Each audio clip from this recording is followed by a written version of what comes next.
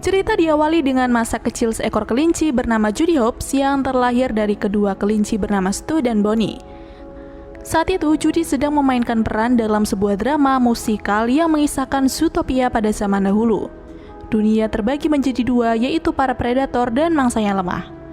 Macan kecil yang berperan sebagai predator dalam pementasan drama musikal tersebut memilih untuk menjadi pemburu pajak, yakni aktuaris.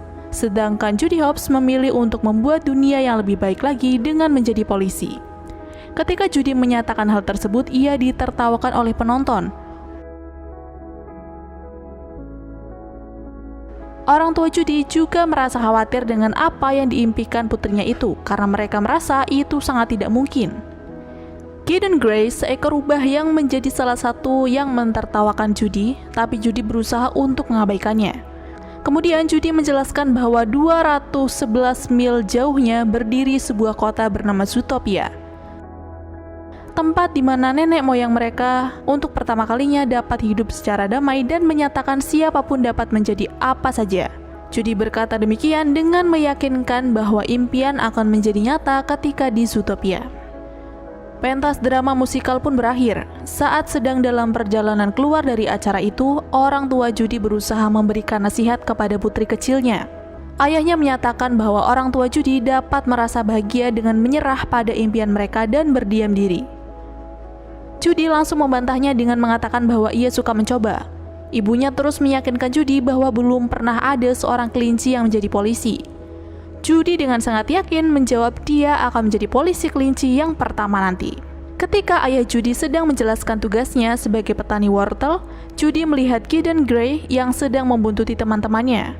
Ternyata Gideon sedang mengganggu teman-temannya itu dengan mengambil tiket mereka. Judy yang melihat geram, dia pun menghampiri mereka dan mengambil tiket milik temannya kembali. Gideon teringat pada perkataan Judy mengenai nenek moyang mereka yang buas. Mereka pun berkelahi. Gideon menindas Judy dan mengatakan bahwa ia tidak akan bisa menjadi apapun, hanya seekor kelinci petani wortel. Namun kejadian tersebut membuat Judy semakin bertekad untuk menjadi polisi.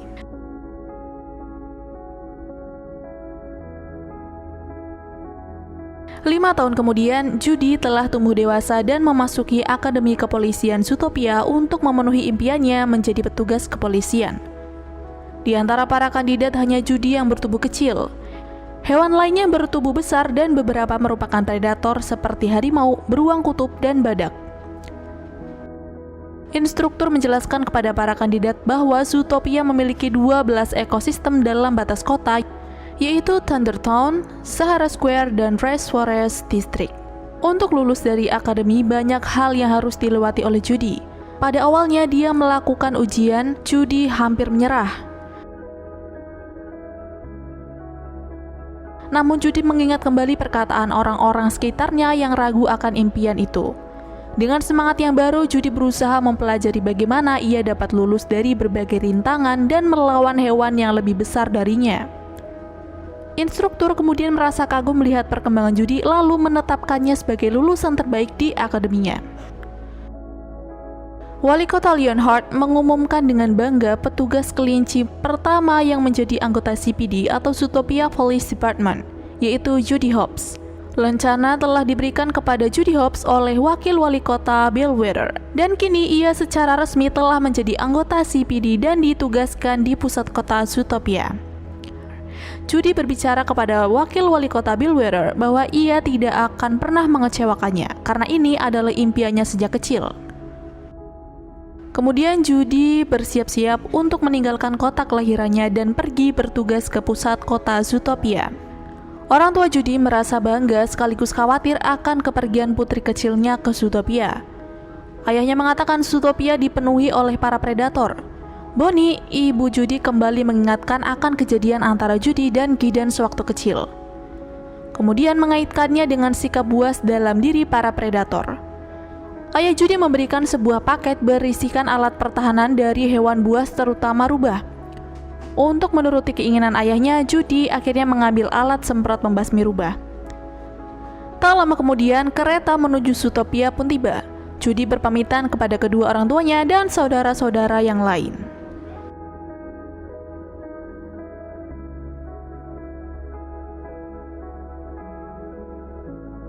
Setelah melewati Sahara Square, Thundertown, dan Raceforest District, akhirnya Judy tiba di pusat kota Zootopia. Ia merasa takjub melihat bangunan megah dan para hewan predator maupun mangsa dapat hidup berdampingan dengan damai di kota itu. Waktu menunjukkan pukul 5:30 pagi. Judy bergegas pergi untuk hari pertamanya bekerja sebagai polisi di Zootopia. Tak lupa ia selalu membawa alat pembasmi rubah yang telah diberikan ayahnya. Ketika sampai di kantor polisi CPD, Judy bertemu dengan Benjamin Clawhauser. Dia terkejut melihat Judy karena seekor kelinci. Clawhauser menunjukkan tempat pembagian tugas kepada Judy. Bogo yang bertugas sebagai kepala kepolisian memberitahukan kepada anggota timnya bahwa terdapat kasus hilangnya 14 hewan secara misterius, dan semuanya merupakan predator dari beruang kutub hingga berang-berang. Kepala kepolisian Bogo membagi kelompok pada timnya yang berisikan masing-masing 4 orang untuk pergi dan menemukan hewan yang hilang tersebut. Namun Judy hanya diberi tugas untuk menjadi petugas parkir. Ia merasa kecewa dan meminta untuk diberikan kasus mengenai hewan yang hilang itu, akan tetapi kepala kepolisian Bogo tidak memberikannya. Karena merasa kesal, Judy mengatakan akan membuat 200 tiket bahkan sebelum tengah hari nanti. Judy mengandalkan pendengarannya yang tajam, kemudian menghampiri setiap kendaraan yang sudah melewati batas waktu untuk parkir di tepi jalan. Hingga akhirnya ia berhasil mengumpulkan 201 tiket sebelum tengah hari, termasuk mobil mungilnya. Ketika sedang bertugas, Judy melihat seekor rubah yang mencurigakan. Setelah mengikutinya, Judy melihat rubah tersebut hanya ingin membelikan putranya sebuah es krim Jumbo Pop, tapi pemilik toko menolak untuk memberikannya. Judy merasa iba kepada mereka dan membantunya dengan menyinggung mengenai cara toko tersebut menyajikan es krim yang melanggar aturan kesehatan. Pemilik toko pun mengalah dan berniat memberikan es krimnya, namun rubah tersebut lupa membawa dompet. Dengan sangat lembut, ia mengatakan pada anaknya tidak dapat membelikannya es krim. Tak tega melihat anaknya kecewa, Judy mentraktir mereka dengan membelikan es krim tersebut. Rubah merasa berterima kasih kepada Judy. Mereka saling memperkenalkan diri, dan Nick Wilde adalah nama rubah tersebut. Tapi setelah ditelusuri, Judy mengetahui bahwa Nick telah berbohong kepadanya. Es krim tersebut dicairkan kemudian dibekukan kembali dalam ukuran yang lebih kecil. Nick menyebutnya dengan Popsicle yang dijualnya kepada para hamster seharga $2. Judy pun langsung mengungkapkan kemarahannya kepada Nick, tapi Nick membantah jika di Zootopia kita bebas melakukan dan jadi siapa saja. Judy mengejarnya dan mengatakan akan menahan Nick karena telah berjualan secara tidak resmi. Namun Nick membantah dengan menunjukkan surat perizinan melakukan perdagangan. Nick lalu menceramahi Judy mengenai impiannya yang ingin menjadi polisi, namun ketika tiba di Zootopia justru hanya bertugas sebagai tukang parkir.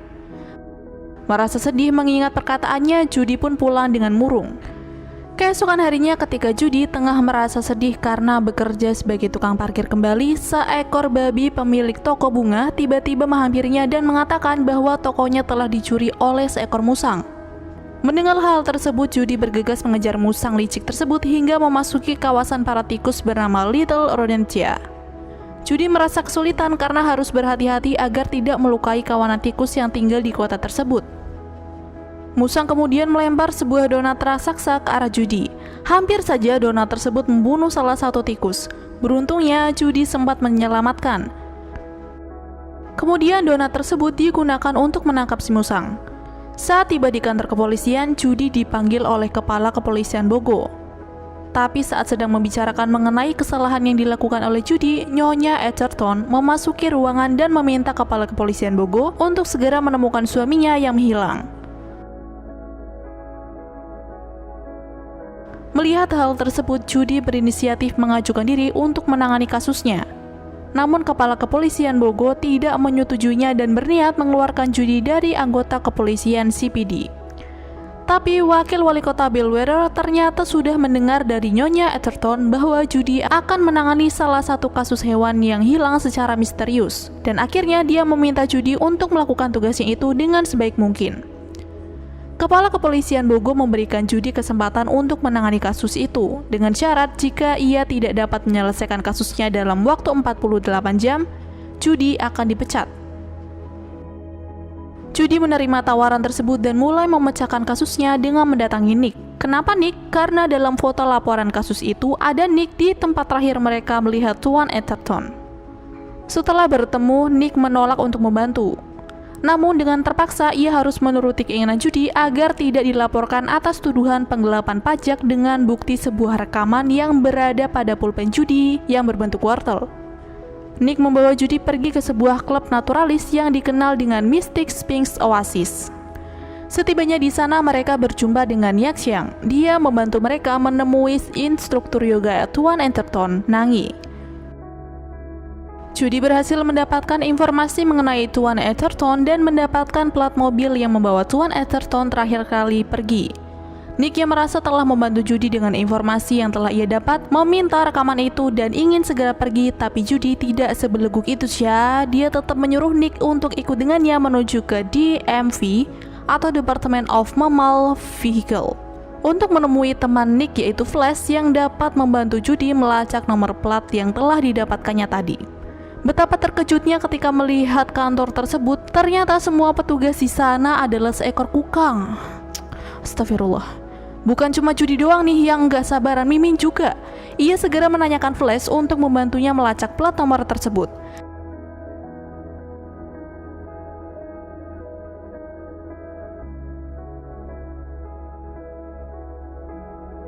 Namun Nick dengan sengaja ingin memperlambat waktu Judy. Dia mengajak Flash bercanda. Setelah berhasil mendapatkan lokasinya, Judy pun keluar dari kantor dan hendak menuju ke tempat tersebut. Dan holy shit, hari sudah malam. Judy tiba di Thundertown Limo Surprise. Ternyata tempat tersebut digembok dan Judy tidak memiliki surat izin untuk melakukan investigasi di tempat tersebut. Dan Nick mengira ini sudah selesai. Ketika Judy hendak memberikan pulpen tersebut kepada Nick, Judy gantian menipunya dengan melempar pulpen melewati pagar dan masuk ke dalam tempat tersebut lebih dulu daripada Nick. Judy yang sudah berada di dalam dan memegang kembali pulpennya mengejutkan Nick. Akhirnya Nick terpaksa mengikuti kemauan Judy lagi. Setelah menemukan mobilnya, mereka masuk dan berusaha mencari petunjuk mengenai Tuan Etherton. Terlihat pada bagian dalam mobil terdapat bekas cakaran dan dompet milik Tuan Etherton, serta sebuah bulu beruang kutub.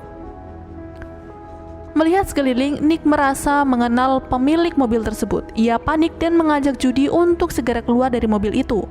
Tapi ketika ia membuka pintu mobil, Nick terkejut sudah ada beruang kutub di depannya, yaitu Raymond dan Kevin. Keduanya merupakan pengawal Tuan Big. Mereka membawa Nick dan Judy ke kediaman Tuan Big. Setelah sampai, Nick dan Judy dibawa untuk menemui Tuan Big. Beruang kutub berdatangan dan Judy terus menanyakan apakah itu Tuan Big kepada Nick. Dan beruang kutub terbesar meletakkan seekor tikus di atas meja dan ternyata tikus itu adalah Tuan Big yang sebenarnya. Judy yang merasa Tuan Big memiliki keterkaitan dengan kasus hilangnya Tuan Etherton langsung menanyakannya kepada Tuan Big. Namun Tuan Big marah lalu menyuruh pengawalnya untuk membengkukkan Nick serta Judy. Sesaat sebelum mereka akan dimasukkan ke dalam sebuah kubangan es, putri Tuan Big datang dan mengenali wajah Judy. Ia mengatakan bahwa Judy adalah kelinci yang telah menyelamatkannya dari donat raksasa hari itu.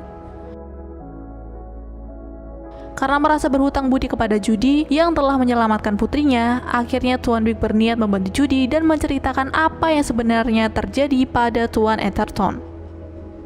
Ketika itu, supir Tuan Big yaitu Tuan Manchus sedang menjemput Tuan Etherton. Tiba-tiba di perjalanan Tuan Etherton berubah menjadi menggila dan menyerang supir tersebut. Tuan Big mengatakan jika Judy ingin mengetahui lebih lengkap, maka ia harus mendatangi Tuan Manchus di Rainforest District.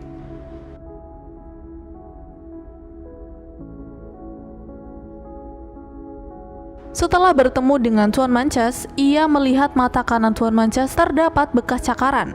Diduga itu kelakuan Tuan Etherton. Ia mengatakan bahwa Tuan Etherton berubah jadi hewan yang sangat ganas. Ia menyerang dengan kuat tanpa sebab yang jelas sambil mengatakan pelolong malam secara terus-menerus. Ketika Judy akan meminta info lebih lengkap lagi, tiba-tiba saja ia menjadi liar dan terlihat seperti ingin memangsa Nick dan Judy. Judy terus berusaha meminta pertolongan dengan menelpon Clawhauser. Ia mengatakan mengenai jaguar yang menjadi liar di Rainforest District Fine dan tujuh enggak. Ponsel Judy terjatuh dan Tuan Mancas terus mengejar mereka. Karena permukaan yang licin, Judy tergelincir dan Nick terpojok oleh Tuan Mancas. Namun Judy berhasil menyelamatkan Nick dengan memborgol kaki Tuan Mancas. Mereka berhasil selamat dan CBD tiba di lokasi. Judy hendak menunjukkan jaguar liar yang ia laporkan, tapi saat tiba di sana sudah tidak ada, seperti tidak terjadi apa-apa. Kepala kepolisian Bogor merasa kesal dan mengira Judy hanya membual saja. Ia meminta Judy menyerahkan rencananya untuk menepati janji karena ia belum berhasil memecahkan kasusnya. Nick berupaya membela Judy dengan mengatakan bahwa Judy masih memiliki waktu sekitar 10 jam untuk menyelesaikan kasusnya. Akhirnya mereka pergi dan melanjutkan pencarian petunjuk mengenai Tuan Etherton lagi. Di perjalanan itu, Nick mulai bercerita banyak kepada Judy tentang masa lalunya yang pernah menerima pembulian dari teman-temannya. Dulu dia diejek sebagai hewan yang sampai kapanpun tidak bisa dipercaya. Saat sedang bercerita, Nick menyadari bahwa terdapat kamera pengawas di setiap kanopi. Maka apapun yang terjadi pada jaguar liar itu, kamera pengawas pasti merekamnya. Judy meminta bantuan kepada wakil wali kota Bellwether untuk masuk ke database kamera lalu lintas dan mencari tahu apa yang terjadi pada jaguar liar itu. Ketika sedang membantu Judy, wakil wali kota Bellwether mendapatkan panggilan mendesak oleh Leonhard. Ia pun bergegas menghampirinya. Tersisa Nick dan Judy yang kembali melanjutkan pencarian. Mereka menemukan bahwa jaguar liar tersebut telah dibawa pergi oleh sekelompok serigala ke daerah luar kota, yaitu Cliffside. Nick dan Judy sampai ke tempat tersebut dan berhasil masuk dengan cara menipu para serigala penjaga dengan sebuah lolongan. Mereka memasuki sebuah ruangan yang tampak seperti rumah sakit. Nick menemukan bekas cakaran yang sangat besar di lantai, dan ternyata semua hewan hilang secara misterius berada di gedung tersebut. Judy dan Nick bersembunyi ketika mendengar suara. Wali kota Leonhard memasuki ruangan tersebut bersama dengan seorang dokter yang tengah menjelaskan mengenai hal yang dialami oleh para hewan yang menjadi liar tersebut. Dokter tersebut menyatakan sesuatu yang berkaitan dengan biologis mereka sebagai predator dan meminta wali kota Leonhard untuk segera mengumumkan hal ini kepada publik. Namun wali kota Leonhard menolak karena dirinya juga merupakan seekor predator. Judy kemudian merekam pembicaraan mereka menggunakan smartphone-nya. Tapi tiba-tiba saja orang tua Judy menelpon. Wali kota Leonhard dan dokter tersebut mendengar bahwa ada orang lain dalam ruangan, segera meminta para serigala pengawas untuk menelusuri ruangan itu. Mereka berhasil keluar melalui selokan dan segera memberitahu kepada kepala polisi Bogor mengenai hal yang baru saja ia temukan. Kepala kepolisian Bogor mengerahkan timnya untuk bergerak ke lokasi dan menangkap wali kota Leonhard. Keesokan harinya, CPD mengadakan sebuah konferensi pers mengenai keberhasilan Judy yang telah memecahkan kasus hilangnya 14 hewan secara misterius. Nick mencoba memberikan nasihat kepada Judy agar tidak gugup ketika berbicara di depan umum. Sebelum berbicara kepada media, dia berterima kasih kepada Nick dan menawarinya untuk masuk dan bergabung dengannya menjadi anggota kepolisian. Ia kemudian memberikan sebuah formulir dan pulpen berbentuk wortelnya kepada Nick. Ketika diwawancarai, Judy mengaitkan kejadian ini dengan sifat alami seekor predator yang terdapat dalam biologis mereka dan mengatakan bahwa hanya predator yang dapat menjadi liar. Mendengar hal tersebut, Nick teringat akan masa kecilnya dan menganggap bahwa Judy juga tidak mempercayainya. Ditambah dirinya yang melihat senjata yang dimiliki Judy untuk melawan rubah. Nick pun pergi dengan rasa kecewa dan meninggalkan Judy. Zootopia terpecah belah. Para predator dijauhi dan diusir untuk pergi dari kota tersebut. Mereka menganggap bahwa semua predator nantinya akan menjadi liar seperti kasus sebelumnya. Sementara itu, hewan yang telah ditemukan pada kasus tersebut tetap menjadi liar dan belum dapat disembuhkan.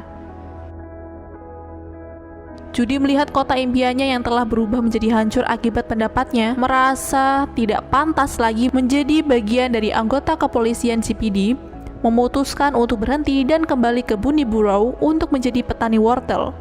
Wakil wali kota Bellwether telah naik jabatan menggantikan wali kota Leonhard untuk memimpin Zootopia. Judy tampak murung selama menjadi petani wortel. Orang tuanya pun merasa khawatir melihat putrinya. Judy merasa bersalah karena telah menghancurkan hidup para predator yang tidak bersalah. Tak lama datang Gideon Gray, teman masa kecilnya yang pernah membuli Judy. Ia kini telah menjadi penjual kue pie terbaik dan bekerja sama dengan orang tua Judy. Melihat ada Judy di hadapannya, ia langsung meminta maaf atas apa yang telah ia lakukan padanya waktu kecil. Kemudian terlihat saudara-saudara Judy yang sedang berlarian di perkebunan. Ayah Judy langsung memperingatkan mereka untuk tidak menyentuh bunga Midnicum hollychaceus. Keluarganya menyebut bunga tersebut pelolong malam. Ayah Judy menceritakan tentang pamannya yang menjadi liar karena memakan bunga tersebut saat kecil dan menggigit ibu Judy. Mendengar hal tersebut, Judy teringat akan kasus yang ia tangani. Pelolong malam bukanlah serigala seperti dugaannya, melainkan sebuah bunga yang jika dikonsumsi dapat membuat hewan menjadi liar. Judy pun bergegas menuju pusat kota Zootopia lalu menemui Nick untuk menjelaskan kesalahannya. Judy ingin memperbaiki kesalahannya dan meminta Nick membantunya lagi. Karena tak tega melihat Judy menangis, Nick pun setuju.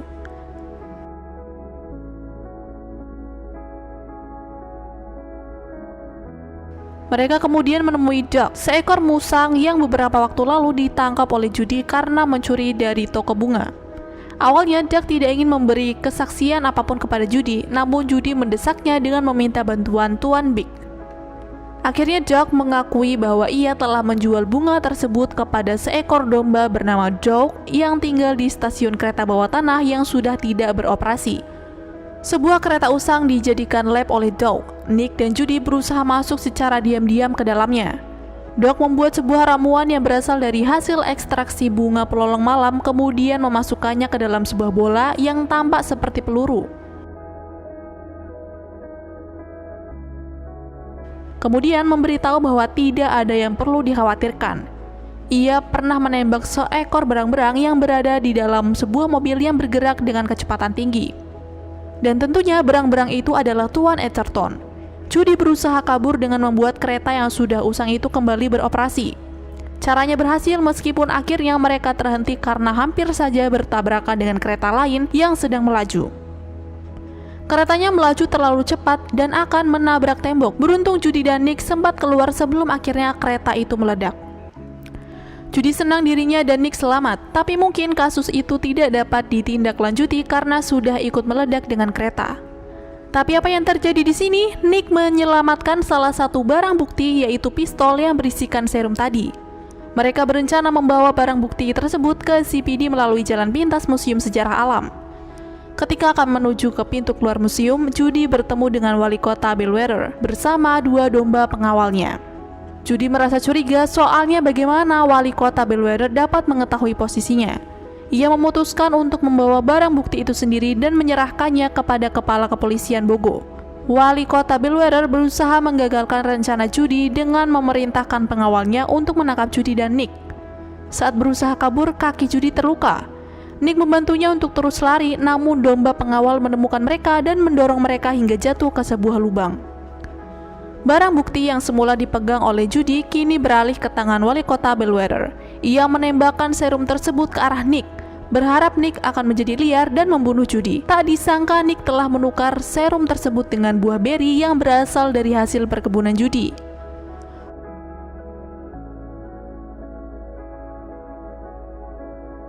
Wali kota Bellwether merasa dirinya tidak dapat disalahkan karena mereka tidak memiliki bukti atas dirinya.